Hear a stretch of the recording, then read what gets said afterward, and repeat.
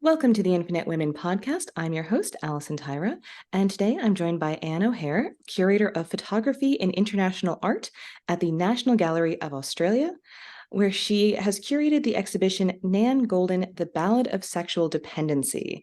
That sounds like a really interesting title. Can you tell us more about the show? So it's Nan Goldin's probably the defining work of her life, and it's an amazing life. So it's a great work uh, from the sort of late 70s and early 1980s, and she's in New York, hanging out with all the cool people, taking lots of drugs, having lots of fun, being young, hanging out in share houses, going to clubs, all that sort of thing, which she doesn't try to glorify. It's just what she was doing. And I think it's interesting that her and all of her mates have a very interesting relationship to mainstream American culture, like a lot of punky sort of people at the time. And they do see themselves very much as heirs to more European culture. So, say, Weimar Germany between the wars, 1920s, when there's sexual fluidity, everything goes, things are really changing, women are having a fantastic time, all that sort of thing. And so when she looks to a title for the piece, and I think Kurt Weill was really big in the 1980s, there were quite a lot of recordings coming out, Lottie Lenya, really, really cool. And so she goes back to Kurt Weill and Bertolt Brecht's 1928 opera, or sort of musical piece, Drei Groschen Oper, Threepenny Opera, and looks to one of the great songs from that opera. It's a fantastic piece called The Ballad of Sexual Dependency. So immediately she's sort of signaling where she's at. It's going to be a story about sexual freedom and sexual entrapment. And, I think it's interesting that she goes back to Europe to for inspiration, which everybody would have sort of got what that title was about at the time. So it's an extraordinary suite of, in this iteration, it's 126 Cibachrome photographs that came out at the same time as a book of the series, which had had a really interesting early life, being developed over the about 6 or 7 years before the book came out, of Nan Goldin and all of her friends. She talks about this piece as being the diary that she lets you read. She also she also writes a lot of diaries. She's somebody who has a great need for many reasons to document her life, but this is the visual diary that she opens up to everybody to see. So already you know that it's going to be an intimate sort of portrayal of her life. It's just her hanging out with all of her mates. It has a very strong narrative that we can talk about, but one of the great things about it started off as a sort of performance. It started off as a slideshow that she would show in all the sort of cool clubs in the East Village. So she's probably starts about 1 a.m. and she's just showing this group of images that starts to sort of get themed. It has really great music. It's a fantastic music scene. Lots of her friends are really into music, so they start suggesting great sort of tracks that can go along with each sort of section of the slideshow. It's changing all the time. It's interesting. Nan sort of says, that she probably would have been a filmmaker, but she loves film. She adores film. She spends all of her sort of formative years watching film. So in a sense, the ballad is like stills from a film that doesn't exist, but sort of has a very strong sort of filmic sort of narrative. But what the slideshow gives her that film doesn't give her is an endless ability to tweak the images, and every single time she creates it, it's sort of created over and over again. Sort of, as you make a film, you cut it, you release it, and then it's gone. Whereas with with this set of images, which is very close to her because it's her own life and her own way of working out her place in the world and her friendships and so on, and the relationships, is that every single time she shows it, it changes, and the people in the audience are also the people in the photographs. So her great friend Suzanne Fletcher might be, have lots of images coming up, and Suzanne will be shouting out, "Oh, I love that one, Nan," or "I don't like that one of me, I look horrible in that." And Nan is very collaborative in the way that she works, and I think it's true. So, if somebody didn't like the image, she'd take it out. she says, I just wanted these people to see themselves as beautiful as, as I see them. It's a very important sort of strategy and intent behind the work. These people who are often on the edge of society for lots of different reasons, who have had very often very traumatic sort of pasts. And so this notion of, she sort of said when she started out, I wanted to get all my friends to be on the cover of Vogue, these people who were never going to be on the cover of Vogue in 1970s America, but that was sort of the intent. So it has a very sort of very loving and empathic sort of background, which I think is completely true. Like, Nan's very clever in the way she talks about this work.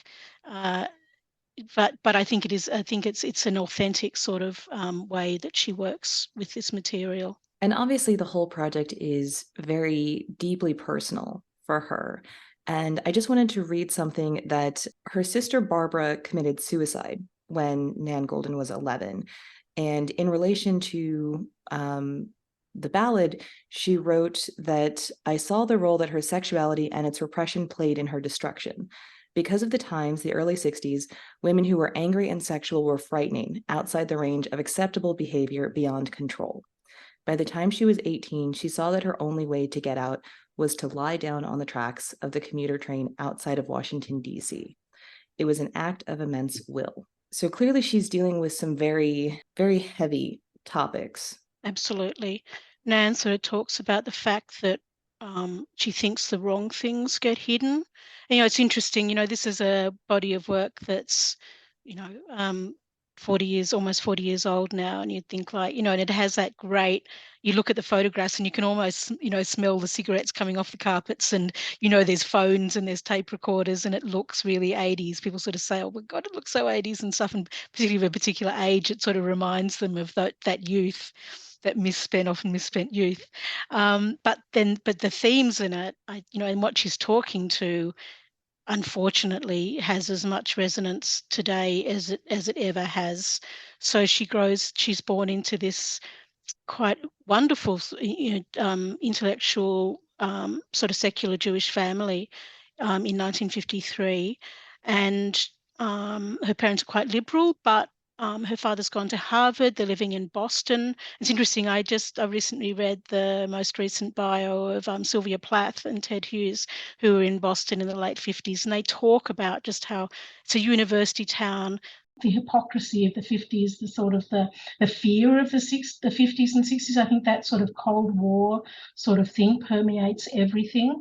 And she talks again in that forward to the book, that quote comes from, that, her mother, her dad had gone to Harvard. They were very proud of that fact. And her mother was always sort of saying, what would the neighbours think? And there's an incredible image, about the third image into the book is of Nan's parents looking away from each other, sitting very sort of thing. But you can see the elegance in her mother, beautifully dressed, but the anxiety. Her hands are very tightly clasped. You can see this sort of like this sort of, this almost rolling out of her, this sort of anxiety. So they did what they thought was right at the time, an emotional response to mental illness in the 1950s, or people that you can't control, just to put Barbara into an institution. She was in and out of institutions the whole time, and after that she died, in total trauma and grief, Nan heard her parents sort of saying to each other, let's just tell the other children, there was two other brothers as well, that it was an accident, and that sort of, just an intent to sort of, to keep them from that sort of reality, the reality of what had happened. But also Nan felt that thing of hiding, of pressing down, of suppressing things, things you didn't talk about, the things that weren't nice to talk about. And it has an extraordinary effect on her. She leaves home, goes into foster care. And she talks later, in that wonderful documentary that's just come out, Extraordinary Thing, All the Beauty and the Bloodshed, about the fact that she feels that probably that Barbara was queer, had sort of had that sort of, sort of relationships with women, with girls and boys and so on, and that was part of the problem. So, it's interesting, nearly every show major show that Nan's had her whole life is dedicated to Barbara. The documentarist is devoted to Barbara. And I think in some ways, Nan sort of devotes herself to living, in a sense, the life that Barbara couldn't live. And says that she starts to forget the memory of Barbara. She's only 11 when she dies. And in a sense, her photography does come out of that. Like, sometimes you talk about people's lives and you're like, well, let's just talk about the art. The bio is, it's an interesting thing between biography and creativity, how the two sort of meld together. But I think with what Nan goes through in this experience, it's such an important part of her life, time of her life, that she's going to document her life. She says, so no one can deny the reality of my story. No one can say it didn't happen. So that the work, I think, for that reason, has an insane intensity. She has to make art. She's always got that camera. She's always documenting. Often she can't remember either because she's a little bit stoned. So she knows the next morning she can get up and, look and see what happened the night before, a little bit like that. But there's also, she uses this sort of documentary mode in a very clever way, because it's not just a straight documentation of her life at all in many ways, but she uses that thing about photo. She says she uses the snapshot aesthetic, this sort of slightly clumsy look. She sort of says you can tell if somebody else took the photo. She sometimes, she's not precious about the camera. She'll give it to friends to take photographs, because she's also in the ballad. She says you can tell it's not my photograph, it'll be in focus. So she sort of uses these sort of like, hilarious things, because she went to art school. She can photograph as well as anyone, but she uses this sort of snapshot thing because she says the snapshot comes from a place of love. We take our own photographs in our own lives of the things that we love, the things we care about, the things we find important, the things we want to document to remember them, the births, the deaths, all that sort of stuff. And she knows that's why people love photo. I think she's not that interested in sort of like, a lot of the photography that was big when she was starting out was sort of says was black and white stuff by men who were obsessed with, the print and with, what camera they were using and all that sort of stuff. And she wants to get way away from that. She wants you to engage with this work in the way that you engage with photo in your life. Still that thing that people run out of the burning house clutching the family albums under their arm. So for her, it's like a family album in a sense, but it's not her blood family. It's that sort of queer thing. It's the community and the friends that she finds. A very common sort of thing in queer culture, that it's your chosen family that is what's going to save you. And Nan's very clear about that. She talks a lot about the fact that she sort of says the one shrink I went to was any use to me, said that the reason why I'd survived was because by the time I was 4, my friends were more important than my family. And she makes these extraordinarily important friendships. And she also says, friendship is more important to me than my lovers. That's why they never sort of last, or my career, or my art. The photography is very important, but it's wrapped up with this notion about friendship and community, and what's important is that. And I think that's still a very radical thing to say even today, when we're still meant to grow up and, fall in love, have, do that sort of heteronormative thing, or even in the queer world, you're still meant to have that love object is meant to be the most important thing in a way. Still, I think, isn't it? That's still the sort of dream, the sort of story we're sold. But for Nan, it's the friends who are going to be important, and one of her best friends, Suzanne Fletcher, who she meets even before she picks up the camera at this community school she goes to, appears like 11 times in about the first 15 or 16 images. And so she's signalling, it's like, this is what's going to be important. This is a story about relationships, but it's also a story about friendships. So she left home when she was only like 13 or 14, so quite young, and ended up at a commune in Massachusetts. Yeah, and the law school. They can't chuck her out of that one, so they have to keep her. She never goes to any classes. Sounds great, quite fun. And she starts dating older men, which I didn't dig too deeply into this, but to me, grown men dating a teenage girl is always going to feel predatory. Yeah, And totally creepy. Yeah. Yeah. And so, in addition to the fact that my understanding is she herself identifies as bisexual, I do wonder if immersing herself in like gay and trans communities just felt safer. When she sort of tells it, it's completely bound up with the death of Barbara, isn't it? Like Barbara dies, and then, you know, while they're in mourning, some old guy sort of, assaults her, and, sort of, so it's all bound up with that sort of trauma and so on. It's an interesting question, I guess. I think I see it as an extraordinarily sort of importantly queer body of work.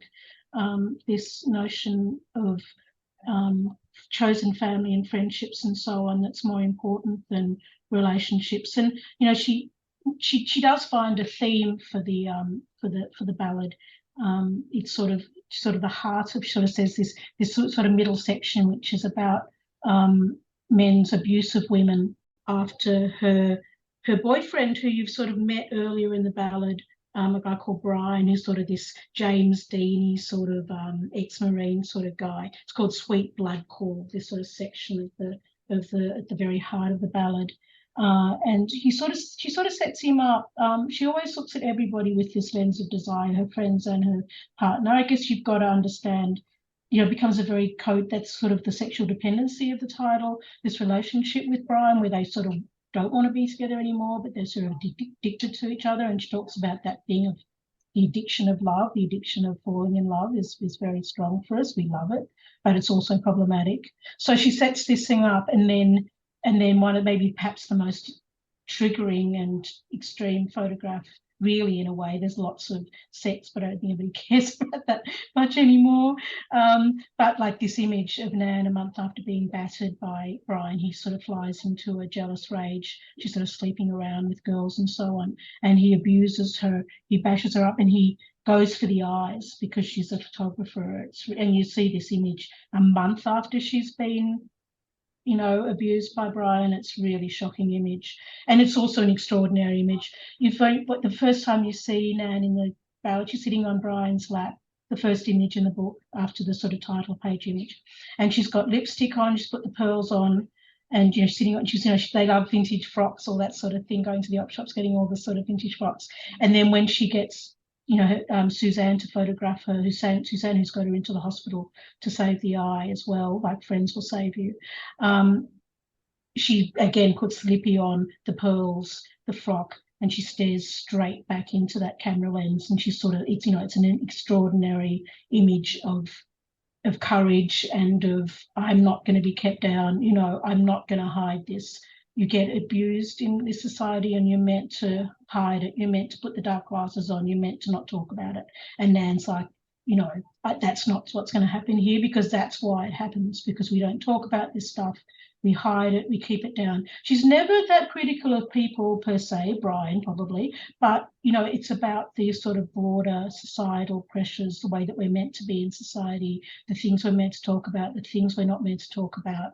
And that's the focus of her anger and rage in many ways. And then interestingly, you go through this section and then you get to a section, the very next section is women together, women in bed, just hanging out in the back of cars. She has a very good back of car shot, looking after each other. So you go straight from that to this notion of care and love and empathy and support that women can give each other. It's, you know, it's a simple sort of strategy, but it's very, very powerful as you work your way through this body of work, which just sucks you in, whether you like it or not. Nan's a masterful storyteller, and she really sucks you into this story, making exquisitely beautiful photographs. Apart from anything else, apart from all the bio and what it's about and stuff, she has an eye and a half to take the most astoundingly complex and yet simple photographs, using all these sort of weird strategies of the flash and snapshot and so on, to really change the way that photography was. You know, photography is one way before Nan, it's another way after her. This sort of, you know, sort of people say, you know, she sort of opened that sort of can of worms, you know, with about, you know, diaristic personal photography, from which no one's ever quite been able to put the lid back on. And, you know, the influence on photo, like, you know, the minute people saw those photos, they were just like, this is something else. It's an extraordinary body of work. always fascinating when you find someone who has really rejected the concept of what is and is not art, or what is high art versus low art. And, you know, as you said, her style was very candid, slice of life. She said that her photos come out of relationships, not observation. Yeah.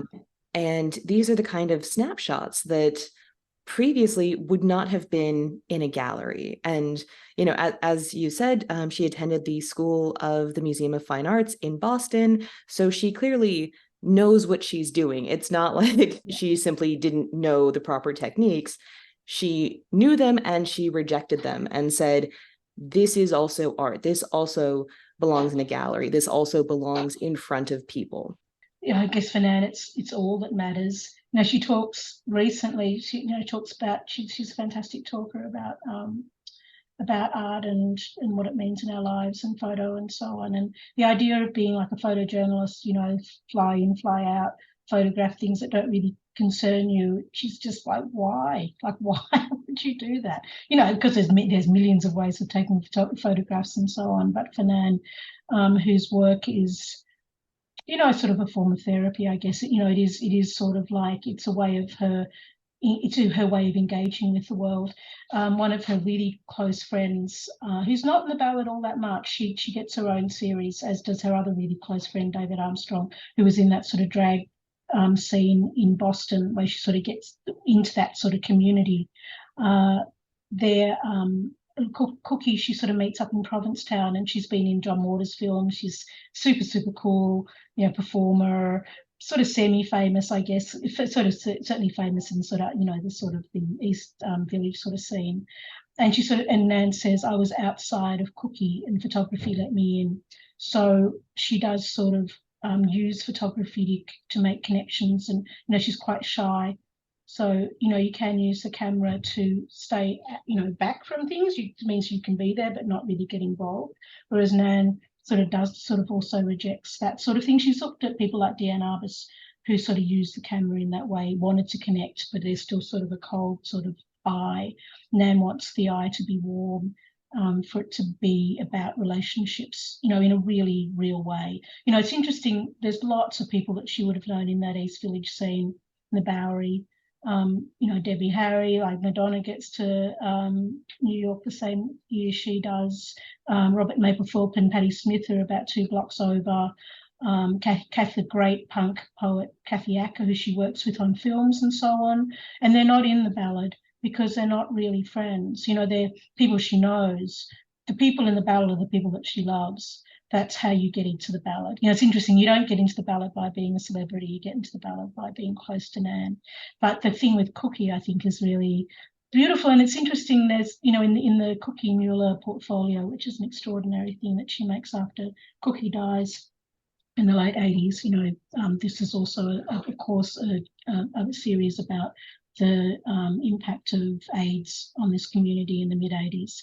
But after Cookie dies, Nan makes a series about Cookie, and, you know, she's laughing and so on. But, you know, I guess this body, this 126 images have come down probably from thousands of images that Nan would have taken. Just, you know, she's always had that camera with her, or, you know, that thing about being close friends with a photographer. You know, you get up at like probably midday after a rough night, and there's Nan with the camera, you know, and you're like, oh God. But, you know, but there is that thing too, like people often look a bit ragged in her photographs, and then, you know, and Cookie in this quite somber. There's sort of a somber sort of note that runs through a lot of these images. You don't see people sort of laughing.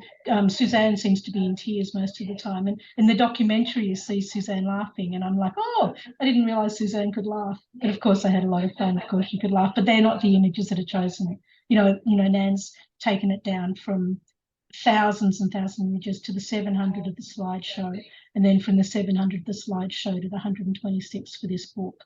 So over a period of about 4 or 5, 6 years. So these are the images that have worked. You know, she's showing people a slideshow, and then people start to get bored and, you know, go to the law, you know, go out to take more drugs or something. And she's like, oh, that bit's not working. So that bit goes out. So, you know, the images that have been left in this 126 are like the, you know, like the concentration, the, you know, it's you know, she's boiled and boiled and boiled these images down till it's the really astounding images that are left. And they're so exquisitely beautiful.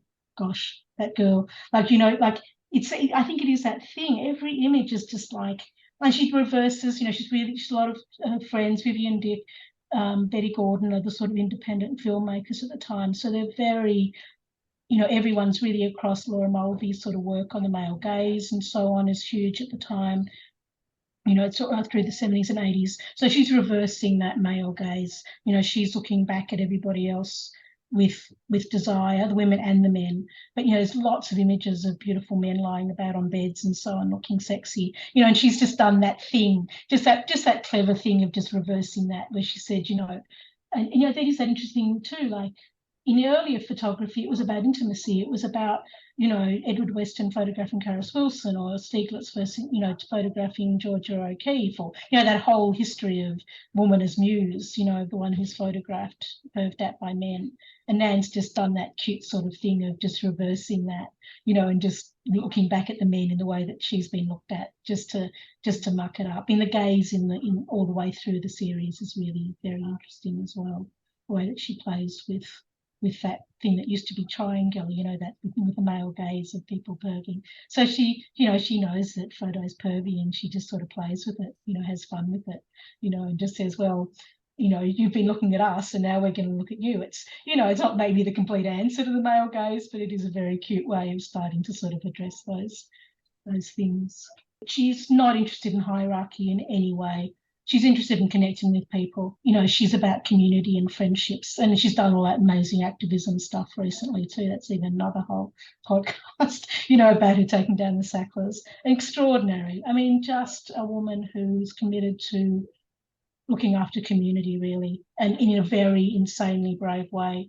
You know, when this work came out, she did an amazing exhibition of art about AIDS in the late 80s, the first person to curate a public show called Witnesses Against Our Vanishing, you know, and it's really, she does it with David Wojnarowicz, and there's these really insanely critical essays in it about the Reagan administration's relationship to, you know, like not caring for people with AIDS, wanting just to disappear.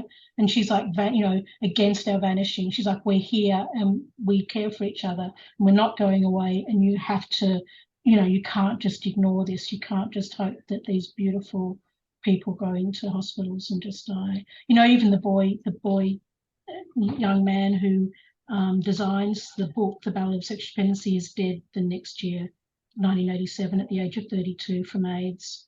Or, you know, so many people in this book died from AIDS. I read somewhere that, you know, in New York alone in 1986, over 2,500 people alone die of it. So this book comes out. I think that's the reason why Nan wants this book to go out into the world. You know, you've got kids in it, people's kids getting married, falling in love, falling out of love, you know, partying, playing games, playing board games, going out, staying in. You know, she's just like, again, it's a simple idea, but she's just at this time when this community is being insanely vilified, and, you know, gays kills babies, headlines and so on, and, you know, people just want them to go away. She's just saying, it's, you know, just a humanist idea. She's just saying these people are just like you, and are just like you. You know, they're no different. They just live their lives in, you know, in the way that they live them. So it's, you know, it's such an extraordinarily important thing to be saying at that time. And you know, when she starts to take on the Sacklers again, I think, you know, their whole, I think I love the fact, you know, you could see the ballad as being a bit sort of pervy, bit voyeuristic-y, taking advantage of her friends and so on. But I think in the context of a whole life devoted to looking after people in her community, you see it in that light. So when she starts to take on the Sacklers and their, you know, implicit sort of, you know, thing with the opioids, she sort of says to friends, do you think this could wreck my career? And they're like, yes, it could.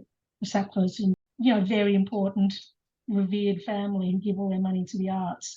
And, you know, to take them on was a really brave thing, and she did it anyway because she felt it was the right thing to do. I have great admiration for Nan Goldin as an artist, but also as a person. Extraordinary. And so, for anyone who's not familiar with what we're talking about, the Sackler family owned Purdue Pharma, which declared bankruptcy in 2019, and Purdue's very aggressive marketing of opioid medications has largely been credited as, if not completely causing the opioid epidemic, then significantly contributing to it. And moreover, that the people in charge did know. They knew it was addictive. They knew that the uses they were pushing it for were not necessarily indicated, and they did it anyway. And for the context in the art world, they donated a lot of money. So these people are billionaires. And a lot of their money has gone to things like the Sackler Wing at the Metropolitan Museum of Art. The British Museum had removed the Sackler name from its galleries in 2022. I actually personally interned at the Sackler Gallery at the Smithsonian. And so when we're talking about an artist specifically taking on the Sacklers, and again, this was very personal for her because, as you mentioned, she was seeing her friends dying, not just of AIDS, but also from drug use. And she reportedly got sober after someone asked her, how can you be killing yourself when your friends around you are dying? It's interesting, if the documentary, she says, she goes to see the journalist who writes in the New Yorker, who sort of starts to, the family that built an empire of pain. And she sort of says, I'm going to take the Sacklers down. And he's really cute. He sort of says, oh, I sort of, she was this little Jewish lady, like she's 70 now, or, she was in her 60s. And he was just like, because they've got like five stories of, of lawyers, fancy lawyers. People have been trying to, sue them for years and so on. And he was like, oh, good luck with that, dear.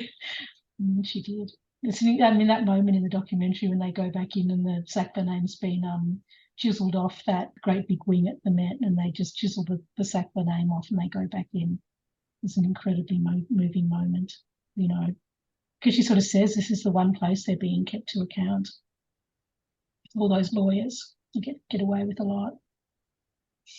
But an extraordinary. I do find that whole, the whole thing. She loses one community and then she builds another one. You can see how, how much love and support there is in that community. But she's now still busy work.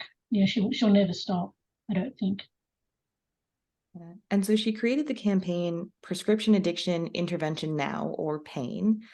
And I think she definitely would have seen a through line between society and government ignoring the AIDS crisis and then subsequently ignoring the opioid crisis.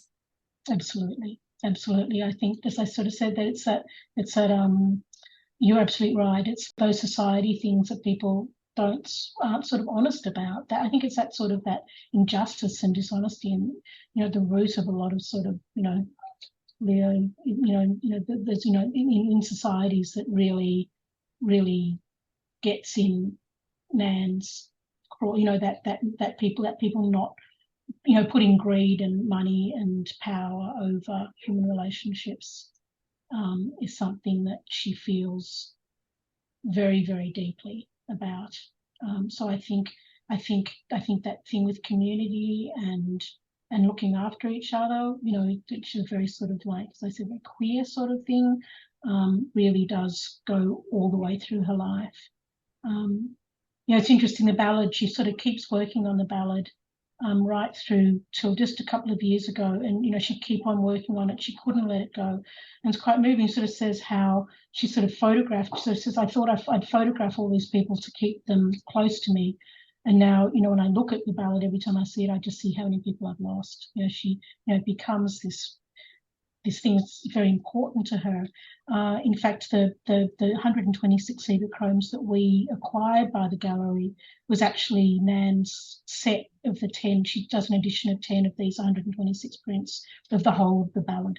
We also bought early on this sort of larger set, about 4 or 5 of them from the set as well. So amazing that we did to support Nan very early on before she became the superstar that she is now. But she released that very last set of images to us to acquire. So we actually have Nan's set that she'd kept so close to her all those years, and she still has a copy of the slideshow, which again, maybe because of the way she performed the slideshow, I think she probably has a slightly closer relationship to it. But now it's sort of been codified. It's now sort of, and she's continued to make beautiful work. She was in the Venice Biennale just a couple of years ago with a film compilation. As I said, film is one of her great loves, and she's made one of those compilation films of found footage of favourite films called Sirens that she put together. And she's got a major retrospective of the slideshows. That's, I think, in Amsterdam at the moment, started at Stockholm, that's travelling around Europe at the moment. So she's not stopped at all.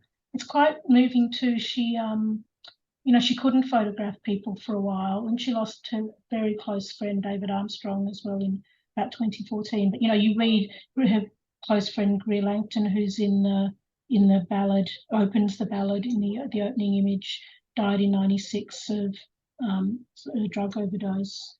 You just read, Cookie and her husband Victoria both died. Like, so many people have died. So I think she does continue. She kept the ballad very, very close, because it was like her family album. It's exactly what it was. It means an awful lot to her still. I do really appreciate her commitment to not only showing the dark side of things that people don't want to talk about, but also showing the joy that when we sideline entire groups of people, you are missing out on these incredible, beautiful experiences and people that otherwise could be a part of your life. You are hurting yourself by not allowing yourself to accept people for who they are. And I would say that, she certainly saw that with her own family, where because her parents couldn't accept her sister, their whole family lost her. And she seems to have extrapolated that, obviously, beyond just that one person. And even from her very first show in 1973, she's photographing the gay and trans community and showing, say, the joy of drag queens, where she says, "My desire was to show them as a third gender, as another sexual option, a gender option, and to show them with a lot of respect and love, to kind of glorify them, because I really admire people who can recreate themselves and manifest their fantasies publicly." That's a really beautiful thing to say. I wish I'd said that. That's really beautiful. That notion of, hadn't really thought about it. You're absolutely 100% right. I think it's courage and so on that she really admires in people, that ability to, I think, that sort of Buddhist-y thing almost, that all we have to be is our authentic self. And sometimes it took a lot of courage to do that. Like, those kids that she knew in Boston in the 70s, late 60s and 70s, so she meets all the drag queens through her friend David Armstrong, who's part of the crowd. But, they couldn't walk down the street during the day without being bashed up. And yet, despite that, and, sometimes you have to conform, sometimes you just, you have to live your life however you can sometimes, there's no doubt about that.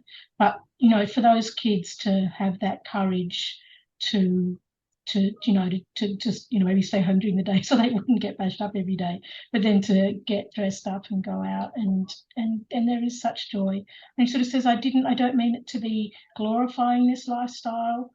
Nan finally got off the drugs. She didn't think it was the most fantastic way to live your life, perhaps. She's not trying to, they've sort of been criticised for sort of getting the sort of heroin sort of chic sort of thing going.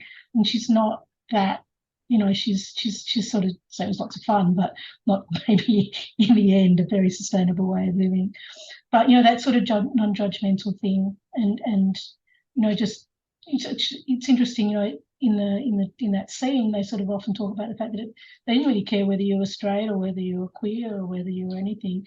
In a way, you just had to be yourself and fun in a way, like you can, you look at, there's no doubt that looking at the ballad, she does, you might not try to glorify it, but like they do really look like, they're very, very beautiful people having a lot of fun and it's because they've got that community, they've got that great life of, creativity. They're all, acting or making art or, doing their thing, making poetry, making films.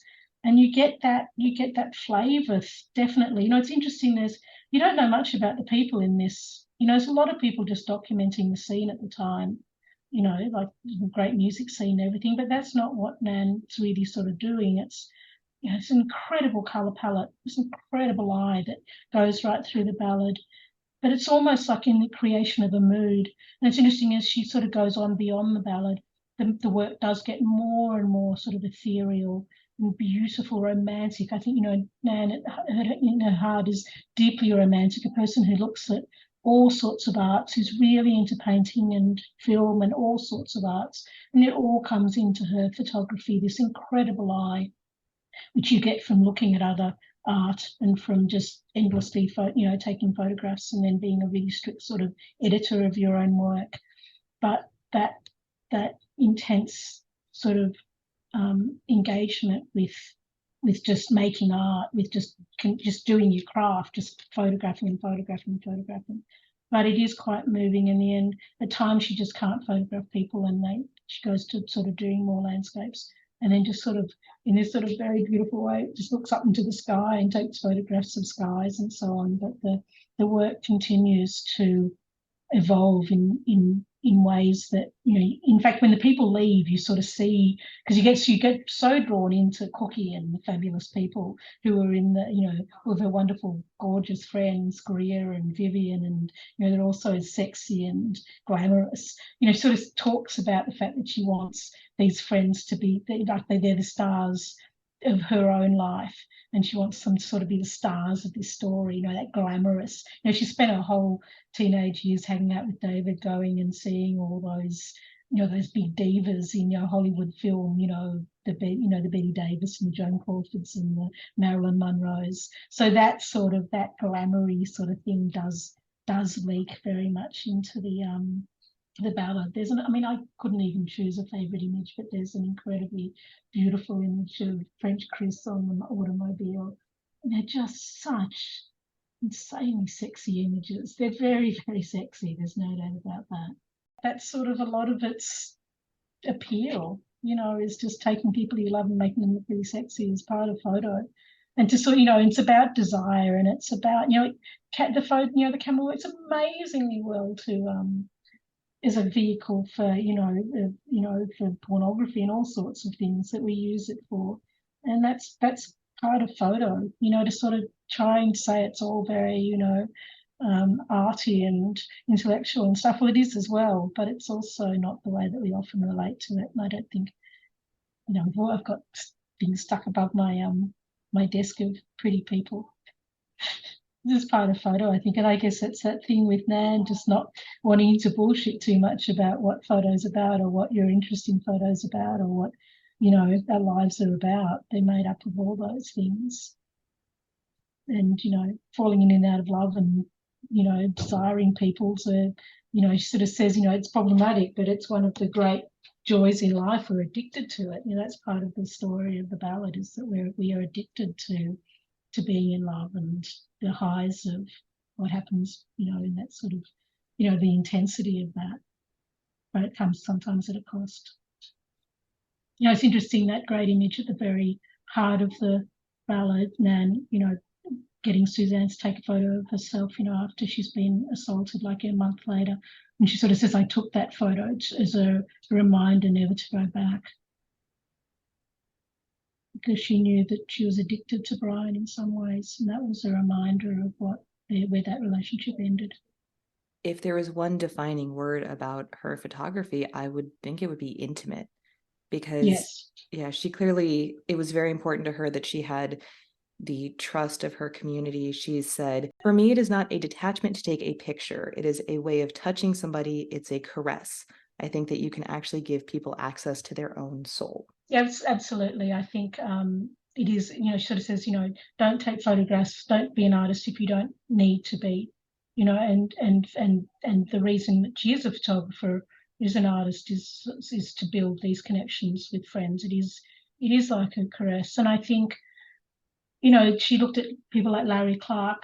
His Tulsa series was the one sort of things that she says she looks back to. It's in black and white, but it's about Larry hanging out with all his druggy friends in Tulsa, you know, after his trauma of Vietnam, going back to this sort of young group of people who had nowhere to go, you know, in in post, in sort of 60s America, and 70s America. She looks back to that, and otherwise she sort of says, I had to sort of make it up. I mean, she's looking at lots of stuff, but she's not like a lot of photographers like that. She's sort of really, all of her interests are very photographic, and yet her interests sort of go way beyond photography as well. She's not in any way interested in a sort of a technical way. She's only really interested in the way that it communicates something to the people who are looking at the photographs. You know what I mean? That's where she's at. That's creating of this extraordinary mood that does, really care, really beautifully, extraordinary sort of like way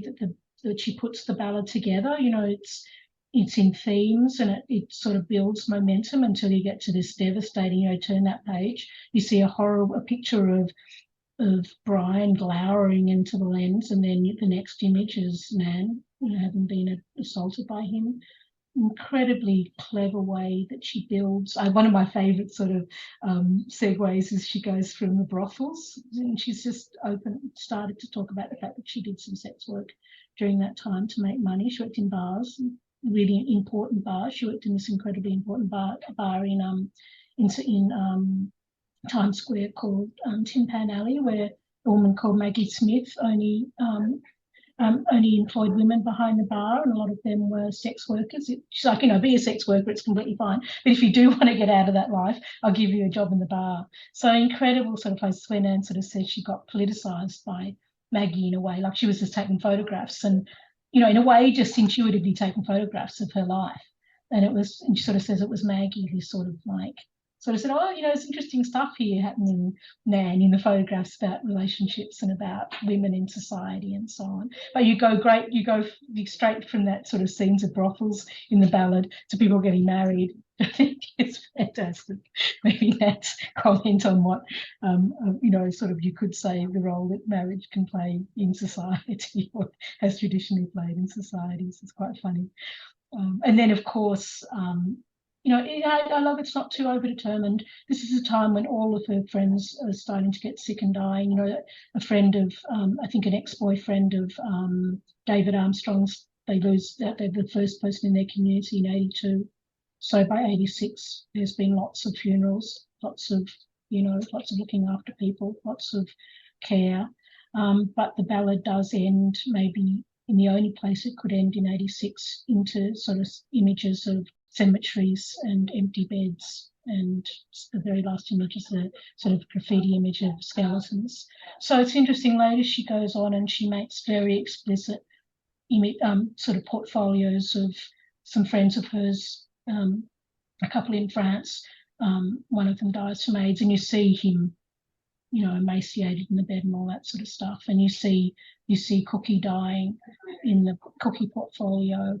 And you see her after you see her in the coffin. So she goes there, she does do it more explicitly, but in the ballad, interestingly, it's not the major, she's got this theme of relationships that's sort of like she's kept it tight. You don't have to know them, you don't have to know those stories to love the ballad. I don't know all those people, I don't know all the in stories, but the in stories there, you can sort of tell. There's this great moment where Cookie Mueller, who's been going out with a woman called Sharon, it's for years, they break up, and Cookie goes off to Italy to get away, and she comes back with a guy called Vittorio Scarpati. She comes back with this artist guy who then she gets married to, and you can just sort of hear the community, like friends going like, sorry. In many ways, I think it is a gift to her community in the first instance, and then it goes way beyond that to be one of the most important series of contemporary photography, but that it starts in this very sort of intimate and particular place of these people who trust Nan not to betray them. I think it's that great thing that they understand that Nan won't dishonour them in any way, and because of that trust, insane trust that everybody has, that they go all in. They'll let Nan into their bedrooms when they're having sex, when they're on the loo, and when they're shooting up, and when they're rough after a big night out partying. That there's that trust that's at the heart of this body of work, which I don't know that there's any other body of work that maybe because of Nan, it's become such a commonplace thing. way we think about photo, became so wonderful work by Paul Knight, his wonderful relationship over the last number of years is on in Melbourne at the moment. It's become something that's sort of possible. Maybe it's possible because of Nan and photographers like Nan to really have changed the way we think that photos can be in museums. Nan Goldin, the Ballad of Sexual Dependency, will travel to the Art Gallery of Ballarat for the International Festival of Photography from 2 March 2024 to 2 June 2024. Join us next time on the Infinite Women podcast, and remember, well-behaved women rarely make history.